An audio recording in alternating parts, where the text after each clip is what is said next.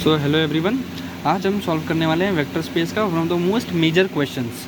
ये one of the major question इसीलिए है क्योंकि इसकी ये क्वेश्चन एग्ज़ाम में आने के चांसेस हैं।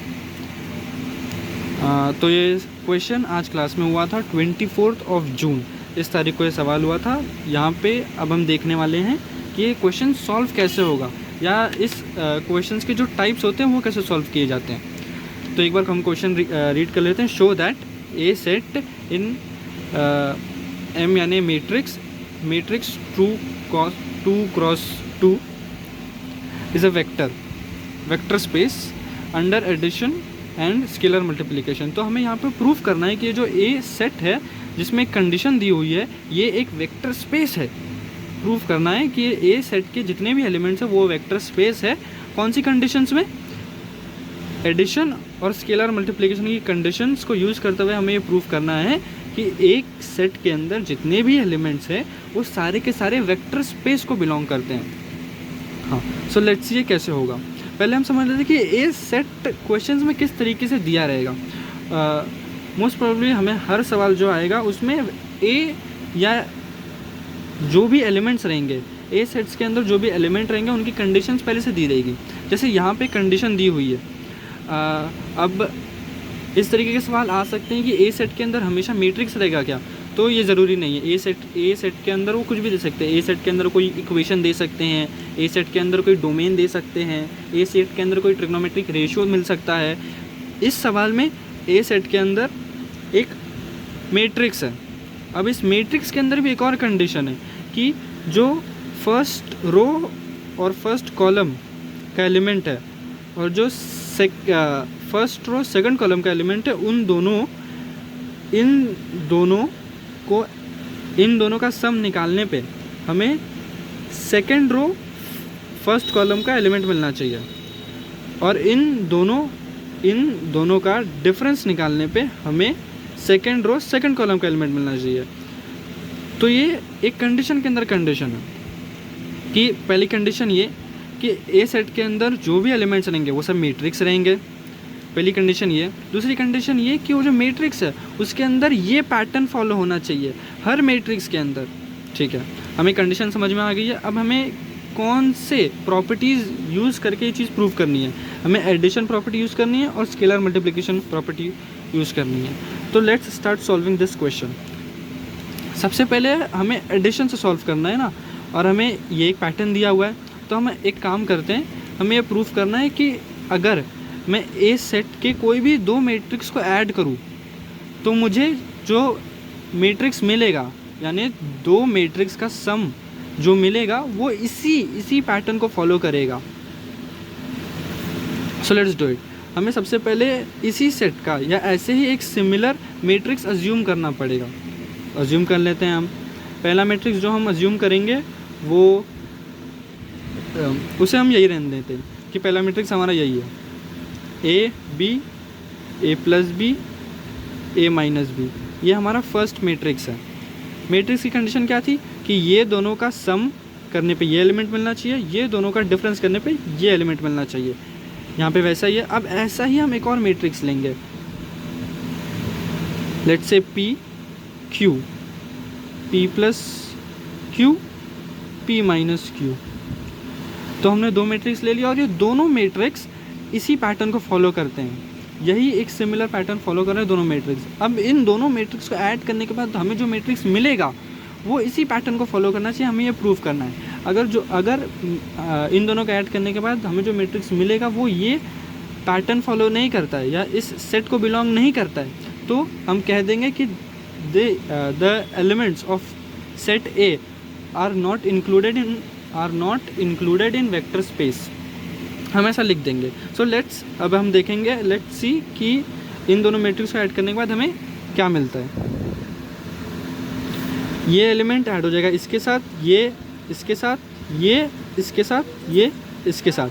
अब हम इन दोनों को ऐड कर देंगे, A plus P B plus B plus Q. अब ये एलिमेंट इसके साथ ऐड होगा तो A plus B plus P plus Q, ये हो गया। अभी ये एलिमेंट इसके साथ ऐड होगा। ये addition basic rule of matrix को फॉलो करते हुए करना है, यहाँ पे कुछ नया नहीं है, नॉर्मल एडिशन है ये मैट्रिक्स का। यहाँ पे एडिशन ही होगा, P माइनस Q। हमने इसको इसके साथ ऐड किया क्योंकि हम दो मैट्रिक्स को ऐड कर रहे हैं, हमने दो मैट्रिक्स ऐड कर दिया। अब हम इसको ऑब्जर्व कर रहे हैं तो डायरेक्टली देखने पे हम रियलाइज़ कर रहे हैं कि ये जो मैट्रिक्स है वो इसके जैसा तो नहीं दिख रहा, पर थोड़ा ध्यान देने के बाद हम देखेंगे कि हाँ, अगर मैं कुछ साइंस यहाँ वहाँ कर दूँ या ब्रैकेट ओपन कर दूँ तो ये मैट्रिक्स एक्चुअली इसी की तरह दिखेगा। Let's prove it.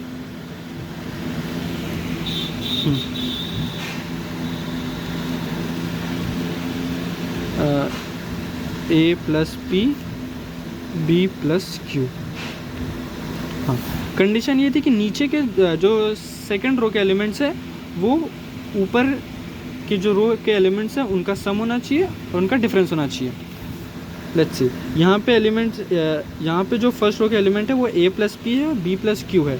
इन दोनों का सम करने पे मुझे थर्ड एलिमेंट मिलना चाहिए। यहाँ पे देखने पे मुझे पता चल रहा है कि यहाँ पे A भी है, P भी है, B भी है, Q भी है। तो मुझे बस इन सबको वापस से अरेंज करना है ताकि जो मैट्रिक्स है वो दिखने में इसकी तरह लगे।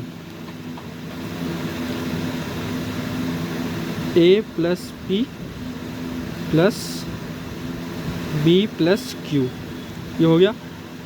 इन दोनों का सम, ये मैट्रिक्स, ये एलिमेंट आ गया। अब इन दोनों का डिफरेंस करने पे यहाँ पे ये वाला एलिमेंट आना चाहिए।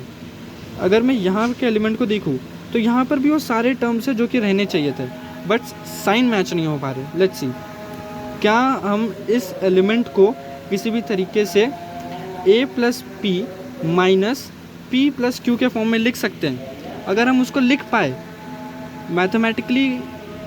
मैथमेटिकल स्टेप्स फॉलो करते हुए, अगर हम उस चीज़ को लिख पाए तो ये वेक्टर स्पेस थ्रू एडिशन तो प्रूफ हो जाएगा। उसके बाद हम स्केलर मल्टीप्लिकेशन की तरफ जाएंगे। लेट्स सी, तो यहाँ पे फर्स्ट टर्म जो होनी चाहिए थी वो होनी चाहिए थी A प्लस P और सेकेंड टर्म होनी चाहिए थी B प्लस Q। यहाँ पे प्लस है तो मैं एक काम करता हूँ, ये दोनों के ब्रैकेट्स हटा देता हूँ। सिंस यहाँ पे एडिशन है तो कुछ फ़र्क नहीं पड़ेगा। A minus B plus P minus Q। अभी तक मैंने कोई साइन चेंज नहीं किया है, कुछ नहीं किया है, बस ब्रैकेट्स ओपन कर दिए हैं। Next, A plus P B plus Q, A plus P plus B plus Q। अभी ये जो माइनस के टर्म्स है, माइनस B और माइनस Q, हमें ये याद रखना है कि हमें कुछ भी करके, हमें मैथमेटिकली करेक्ट स्टेप्स फॉलो करके इस मैट्रिक्स को इसकी तरह दिखने लायक बनाना है कि हाँ ये इसकी तरह दिखे। हमें कुछ भी करना है, हम B को यहाँ भी लेके जा सकते हैं, Q को भी यहाँ लेके जा सकते हैं, एज लॉन्ग एज हम जो नीचे एलिमेंट है वो इसकी कंडीशन ओबे कर पाए, सेटिस्फाई कर पाए। हमें बस वही देखना है, ठीक है। तो ये जो भी माइनस वाले टर्म्स हैं उनको मैं एक तरफ लेके आ जाता हूँ। A प्लस P, ये माइनस B और माइनस Q को साथ में लेके आ जाता हूँ मैं, plus minus B minus Q, ठीक है। अब मैं इस ब्रैकेट से माइनस कॉमन ले लेता हूँ। A plus P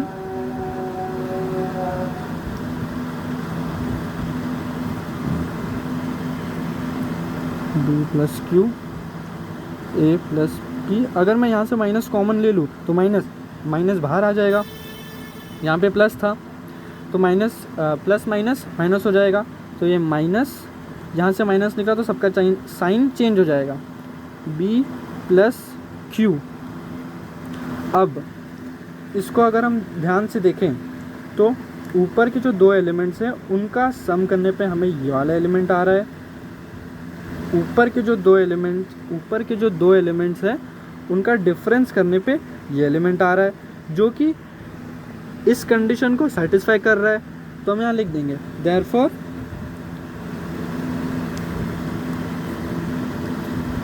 the given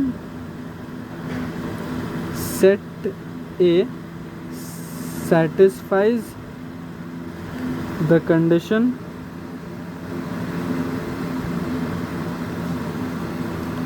for vector space over closure of addition. Closure of addition इस प्रॉपर्टी को ही बोलते हैं कि हम दो एलिमेंट्स को ऐड करने पे जो तीसरा एलिमेंट आए वो भी उसी सेट को बिलोंग करे। इस प्रॉपर्टी को ही क्लोजर एडिशन बोलते हैं, क्लोजर एडिशन। ठीक है, तो क्लोजर एडिशन की जो प्रॉपर्टी थी वो हमने सेटिस्फाई कर दी। उस एडिशन से हमें प्रूव कर दिया कि ये वेक्टर है। अब बारी आती है स्केलर मल्टीप्लिकेशन की। स्केलर मल्टीप्लिकेशन,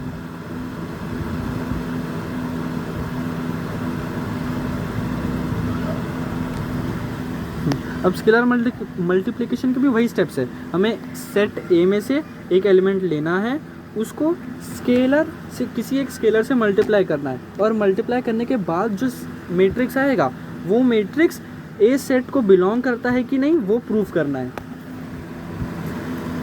तो हम एक मैट्रिक्स ले लेते हैं जो कि सेट ए से बिलोंग करेगा। लेट्स से वो मैट्रिक्स यही है, ए plus B A minus B, हमने ले लिया। अब इस मैट्रिक्स को हमें अल्फ़ा से मल्टीप्लाई करना है। अल्फ़ा जो कि एक स्केलर है, अल्फ़ा यहाँ पे एक स्केलर है। अब हम अल्फ़ा से मल्टीप्लाई कर देते हैं इस मैट्रिक्स को, तो ये आ जाएगा alpha A alpha B alpha A plus B alpha A minus B. ठीक है, अब हम इस अल्फ़ा को अगर अंदर लेके जाएं तब देखते हैं अल्फ़ा ए अल्फ़ा बी। हमें एग्ज़ाम्स में या सम्स जब ऐसे आएंगे तब एकदम फाइनल स्टेप में जो हम सोल्यूशन लिखेंगे वो फाइनल सोल्यूशन दिखना चाहिए कि इस पैटर्न को फॉलो कर रहा है, मतलब टू द फाइनेस्ट, एकदम लास्ट तक सिंप्लीफाई करना पड़ेगा उसको। अगर इसको देखने इस स्टेप को देखने के बाद ही हमें पता चल जा रहा है कि सेटिस्फाई कर रहा है, तब भी हम यहाँ पे सेटिस्फाई नहीं लिखेंगे।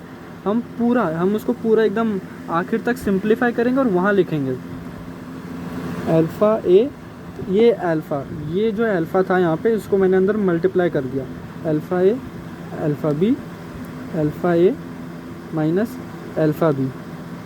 ठीक है, हमें एक फाइनल मैट्रिक्स मिल गया है। अब चेक करते हैं कि ये इस प्रॉपर्टी को, इस कंडीशन को सेटिस्फाई कर रहे हैं कि नहीं। ये ऊपर के दो elements alpha A alpha B थे, इन दोनों का सम करने पे हमें थर्ड एलिमेंट मिल गया, इन दोनों का डिफरेंस निकालने पे हमें फोर्थ एलिमेंट मिल गया। तो अब यही सेम स्टेटमेंट हमें वापस से यहीं लिख देने का है, बस ये जो क्लोजर एडिशन था इसकी जगह पे क्लोजर स्केलर मल्टीप्लिकेशन लिख देने का है, दैट्स इट, बस इतना ही है। ये one of the most tough सवाल था जो कि ओबेद सर पूछ सकते हैं, इससे ज़्यादा टफ वो नहीं पूछेंगे। लाइक सेट ए में ट्रिग्नोमेट्रिक इक्वेशंस भी आ सकते हैं, पॉलिनोमियल्स भी आ सकते हैं, कैसी भी कंडीशंस आ सकती है, पर ओबेद सर वो पूछेंगे नहीं। मोस्ट प्रोबेबली ज़्यादा से ज़्यादा वो मैट्रिक्स दे देंगे या फिर कोई लीनियर इक्वेशन या फिर एक छोटा सा कंडीशन दे देंगे कि हाँ सेट ए के जो भी एलिमेंट्स हैं वो रियल नंबर को बिलोंग करते हैं। ऐसे कंडीशन स्पेसिफाई कर देंगे कि जो एलिमेंट्स हैं वो किस पैटर्न को फॉलो कर रहे हैं, दैट्स इट, बस।